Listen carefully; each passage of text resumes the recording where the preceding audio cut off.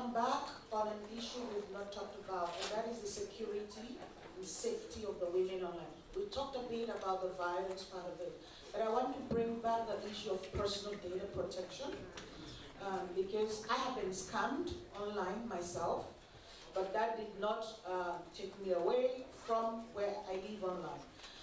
But I wanted to talk about data skills and coding and all of that. Does this come with digital life, digital hygiene, if you want me to put it that way? Do we speak to women about how to use, generate, use, protect passwords, how to behave online for their own safety themselves? Because one thing is violence, but the other thing is also the security knowledge and the way women can protect themselves online. One thing is defending, the other is protecting. But linked to that is actually the other industrial practices, because we've all been scanning our badges up and down. ITU, good morning. Where is our data going? What are you doing with it? We did not sign for any use of it. Are you going to take it away from here to Geneva and sell it to who? We don't know. Then, I mean, these are the issues we want to raise. The digital economy is the data economy.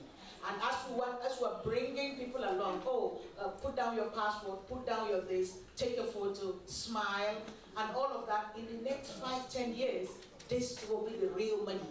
And my question to you is, have we started any thinking around this? Because the young people will come on board, they will come with their personal data, but nobody's talking about it. But maybe you want to talk about it now. Very much for the information that you guys gave. It was exciting enough that I decided to miss my flight actually back to Johannesburg. You know, I'm hearing these inspirational women, and you know, we speak about girls, so we speak about women who would be empowered, hopefully in the future, and we speak about the policymakers. What about the present? What about the women, the opportunities that we could potentially have today? I mean, you know, telecoms happens to be one of the very, very, very few industries where 50% of the customers are women.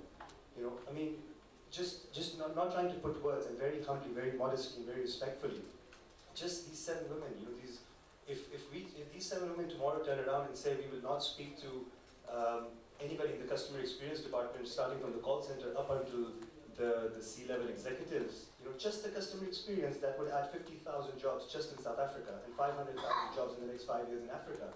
I mean, even if 10% of them are educated rightly through coding, through other means, you know, that means 50,000 or 5,000 generations would change in the next 30 years. So what about these present policies, these simple ideas of just expecting women to be in those positions where, at least where the customer is women, you know, not anything else, just simple economics. Thank you. We are undertaking a small research through SPIDER and UN Gender Office, where we're looking at online risks for women and girls. And I'm sure that the findings may be able to assist us in the interventions, because what Ms. Makwakwa talked about is very important. The online risks for women are very real. In Zambia, for example, you find that the complaints we get are mostly from women when it comes to harassment online. We have people being blackmailed. They're sending videos of themselves. Okay, that's the weakness on their part. But this has become such a common trend where people are being asked to pay so much money, otherwise the video will be circulated online. And this is discouraging most young people to go online. So I think this is something that's important, and I'm happy that it has been discussed in this place. Thank you. I have seen with the deaf people, they are not accommodated in an employment environment. When we hire what we call normal people, the cost to company is normally the salary, the desk, and the computers. But deaf people are not accommodated in the employment environment. They don't have interpreters. So my proposal to the policymakers is, when we have positions and we intend to include deaf people, part of the cost to company, we should include the interpreter, so that they are accommodated as well. The same way when we hire a person who is using wheelchair, we normally create those floor or platform for them to move around. Let's have interpreters as well in the workplace for deaf people, so that they can be part of this digital economy. when you teach one woman, you usually end up teaching an entire household, and that is what we have found in Jamaica. What we are trying to do with our Universal Service Fund is to widen away from just providing access to providing devices, providing training, providing skills for young persons who are unattached between the ages of 18 to 35. So we're doing a lot with our funding. But one of the things that we have recognized is when persons think about, particularly women, when they think about jobs in ICT, it's usually just about programming or coding, which is very important. Of course, that's the backbone of it all. But they're not thinking about things like content creation. They're not thinking about things like online marketing and design, and even designing that whole user experience for persons who are using websites and so on. So the challenge for us has been introducing that other side to persons and showing them that those are viable options. So I want to know if that's also a concern here in the African continent, and if so, how that is being addressed. I just want to to add some words. I had promised myself that I would come here to listen and learn, so that what we are doing can be better. But I feel I need to intervene a little bit and put your minds to rest that we are aware of the problems that are associated with child online protection. And we do have a program on that. We are working with member states, and in the training that we are doing, we always include a part on protection, individual protection. Because we feel that the best protection can only be the awareness of the young people. And I say young people because it's not only girls. The trafficking of young boys is also a problem. So, in that respect, there are a couple of things that we are doing. One is working with countries in elaborating legislation, which is the stick. Two, awareness raising among parents, but also among children. And three, we have started a program on the training of the judiciary. When I say judiciary, I go all the way from the police to the lawyers, the prosecutors, the judges, up to the Supreme Court. Because we help countries create legislation, but the interpreters, the people who are supposed to interpret legislation, don't know what to do with it.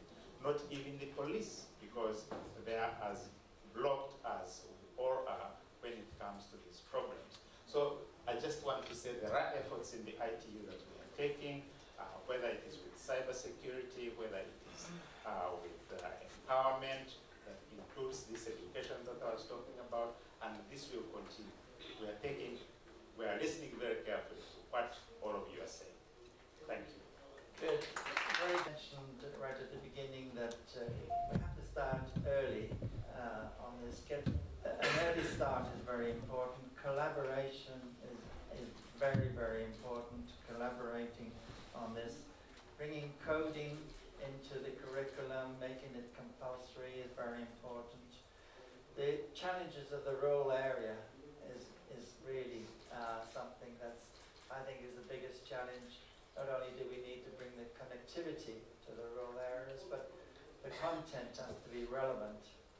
And the content has to be relevant so that people will be prepared to pay. And of course it needs to be affordable. I heard yesterday that in India it's $2 a month. Incredible, $2 a month in India. So it's got to be affordable, that's very important, and the content relevant to women. And we need to consult women in order to help develop policies, make sure we consult at the ground level. Then we have to make sure that not only do we have these good policies, but we implement them, and that we provide protection for women online. This is very important, that if women are not confident and secure in using the technology, they want to use it. So that's a very important element. So security is an important element. We heard that there's funds, quite substantial funds available. And then that we need to do a policy review, make sure that the current policies are adequate or need to be changed. And we also need to take into account of persons with disabilities, women with disabilities, particularly disadvantaged. I might say that in ITU we always provide captioning. Unfortunately it wasn't on this session, but a lot of our sessions have captioning, and most of our meetings now have captioning so that people with poor hearing or deaf people can participate in our meetings. We do a lot in ITU on accessibility. And then the point about culture change. I think a lot of this comes from the home. You know, if girls have been told of culture change needed in the parents. I'm pleased to say that my daughter became a coder in SAP.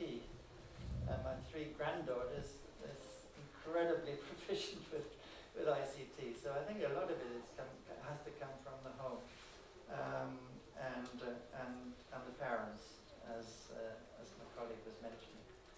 So I hope we've got some really good points to take home with us and to build on. And nice to hear that we're all very happy to collaborate together and to take this forward. It's a huge challenge, and everybody is very enthusiastic about addressing this challenge. So let's go forward and make some improvements before we come back and discuss this again at next year's ITU World Telecom. So please join me in giving the panelists